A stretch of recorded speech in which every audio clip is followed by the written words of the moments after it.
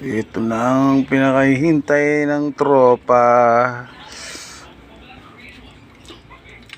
Ang balat ng manok. Yung mga batik, pinakahihintay ng lahat. Akala mo napakarami. Pag naluto ko, konti lang. Yun, unang ano niyan, medyo parang nilinis muna natin. Pangalawa, patitilingin na natin yung mantika ibibigay niya. Parang naglinis lang muna tayo. Yan. Papalitan natin uli itong tubig na yan kasi susunod na to mantika na ibibigay niya. Konting linis lang yan para malinis ang pagkain. Hindi malansa.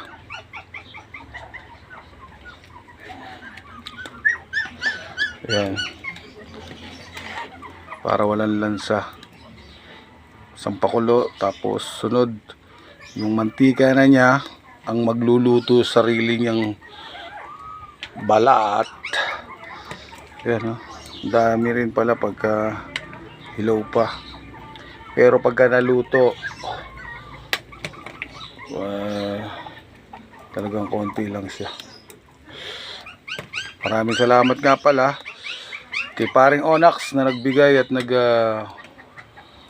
nagpadala dito ng balat ng manok. Paring Onax, maraming salamat sa iyo. Susunod naman yung laman naman ng manok. Papakuluan natin yung sampalok. Ayan. Medyo nagmamantika na nga siya, pero ibig sabihin hugas muna, hugas para malinis. At yung pangalawang kulo niyan, yun na laglag na. Pangalawang kulo niyan, yun ang mantika niyan. Yan. Yung mantika nito, yun nga pala yung minsan ginagamit sa kinukulayan para may halo sa kanin, para sa inasal. Yung oil sa inasal,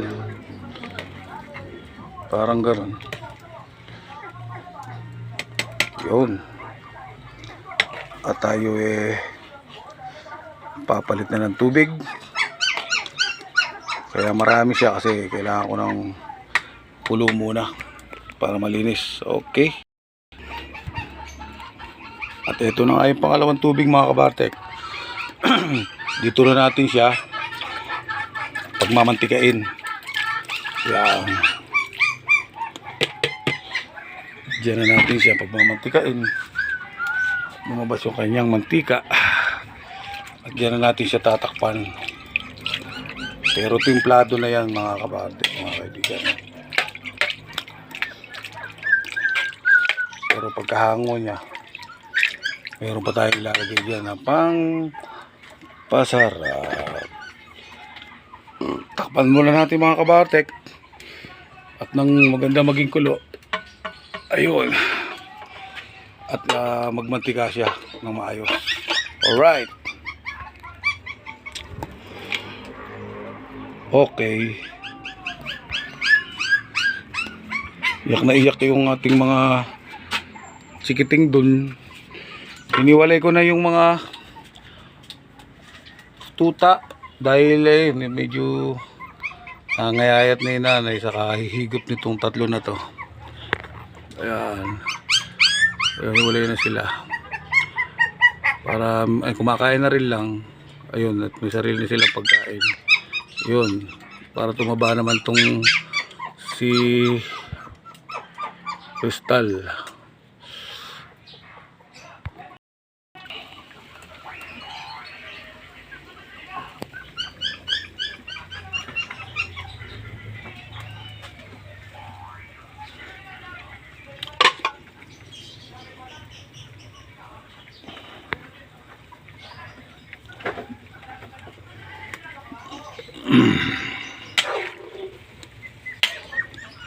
Yan. Medyo natatanggal-tanggal na yung kanyang mantika. Balikan natin ito mamaya. Maglinis muna tayo ng ventilador. Ay nako, linisin muna natin to.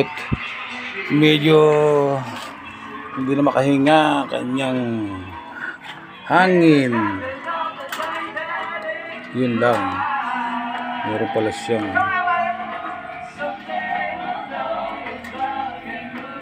sikip na oh.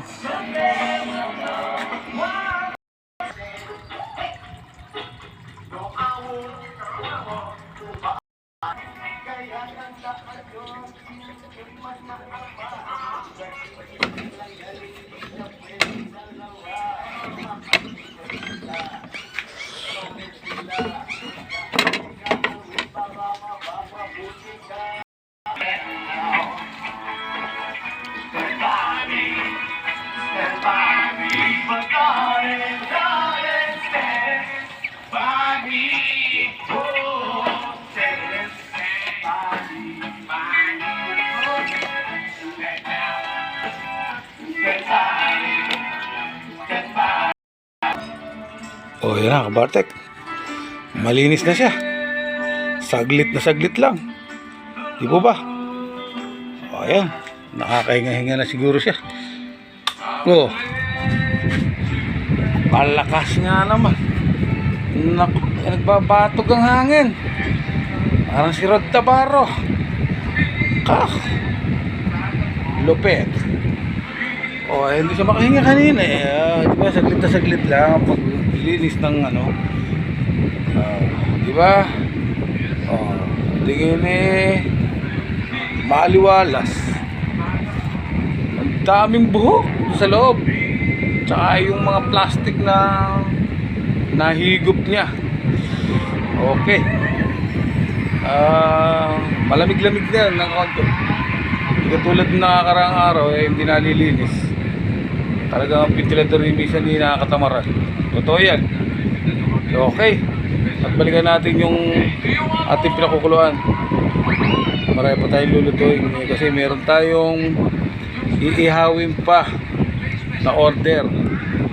Pero bukas pa iihawin yun eh, papakuluan ko lang muna sa suka. Yung bangos na pinalaman at saka tilapia ito. At yung isa hindi natin nabili, maliliit yung pusit, hindi pang ihaw, kaya kinancel ko na lang yun. Alright, balikan natin yung ating balat ng manok.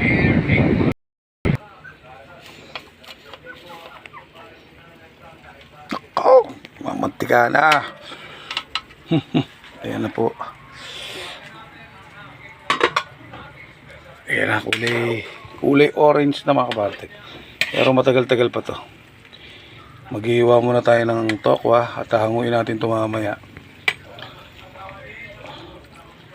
Dahil yung mantika niya gagamitin natin dun sa tokwa. Diba? Walang sayang. Diba? Ayan. Takpan natin, lakasan natin ang apoy. Sa kahoy lang tayo nagluluto. Oh. Kasi napakamahal nga ng gasol. Kaya gawa-gawa muna ng paraan para makapagpakulo.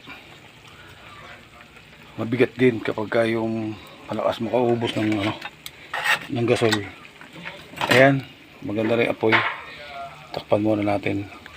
Yun. Balikan natin mamaya. Maghiwa muna tayo ng tokwa.